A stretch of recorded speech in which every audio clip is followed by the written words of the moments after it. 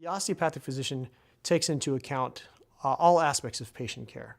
We actually look at the patient from the perspective of understanding the human body as a whole. We look at what we call the four tenets, that the body functions as a unit, that structure and function are dependent on one another, that the structure and function allows the human body to have the inherent capacity to heal itself. And given those tenets, the fourth tenet of this is that all rational therapy is based on all of the above. So if you're familiar with human anatomy, if you're familiar with the physiology of the human body and all of the components that put that together, that's the rationale with which we approach our patient. So we don't necessarily chase a symptom. Most osteopathic physicians that subscribe to the philosophy, they're actually looking for the root of the cause of the problem. The first step is to try to understand why the patient developed the problem they have. And invariably, there's a structural, palpable, what we call somatic aspect to the interference of health. And so what I'm trying to do is find that physical manifestation of the interference of health, which I can feel in terms of what we call tissue texture changes in the body, changes in the freedom of motion of the tissues.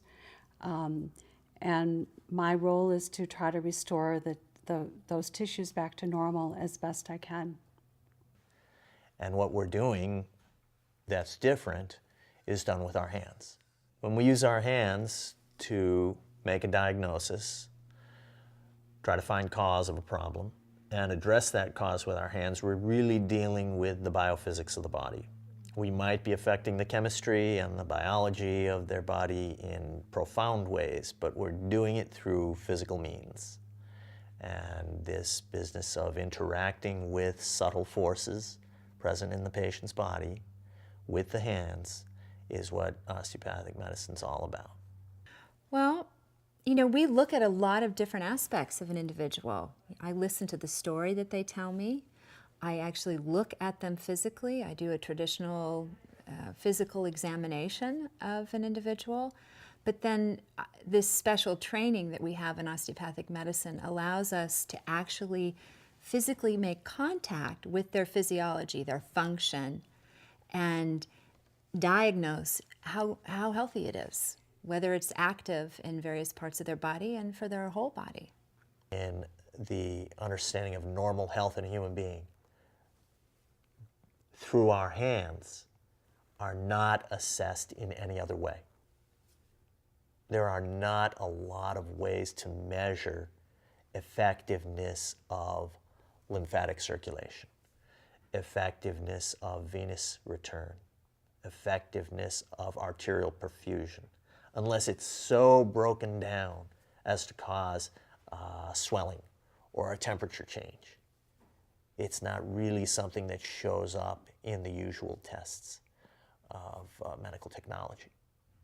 We have ways of assessing these things and determining when they are not functioning optimally with our hands. One of Andrew Taylor Still's most important and fundamental principles in osteopathy is that your ability to help somebody get better is predicated on your deep, evolving understanding of normal. And that's not just a mental understanding, it's also a palpatory understanding. And when we put our hands on somebody, there's a continual communication back and forth between our hands and their body and our mind integrating what's happening moment to moment. It's not something that's pre-designed. Each person is treated as an individual in that visit in a way that's exactly correct for their system. And when they come back, we assess, gee, what changed? What's the same? We ask them, how are they feeling? What's better? What's not better? And that helps us to build the kind of treatment that we're going to do. But it's not just about lining up bones. It's much, much more than that. It's to be able to have somebody come back to themselves is a tremendous step towards healing.